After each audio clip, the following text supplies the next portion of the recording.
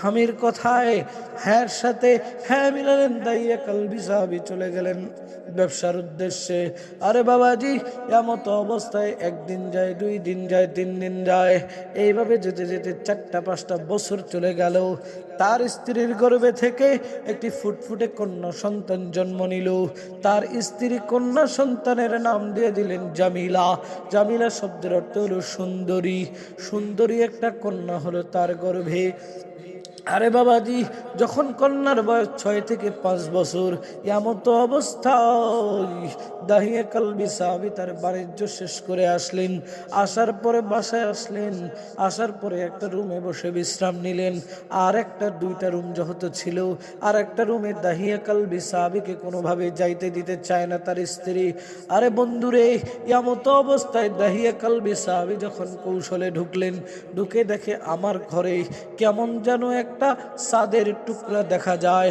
কত সুন্দর একটা কন্যা সন্তান কেমন করে যেন ঘুমায়।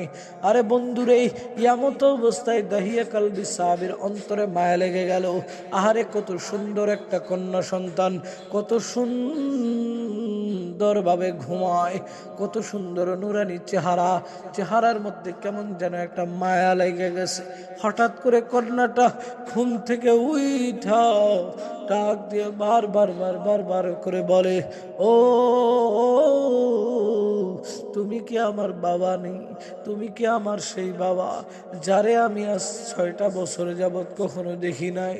ও বাবা, তুমি কেমন করে এত স্বার্থপর হইলা গো বাবা? 6টা বছর হয়ে গেল বাবা, তোমার আমি দেখি নাই, তোমার আদর পাই নাই। এমত অবস্থায় বাচ্চারা বাবার কোলে উঠে বলল, দাহিয়া কালবি সাহাবী নবীর সামনে বলে আর কান্দে।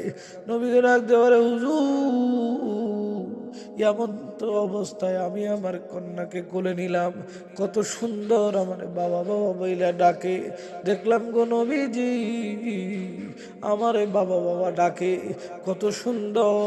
আমার স্ত্রীও খুশি।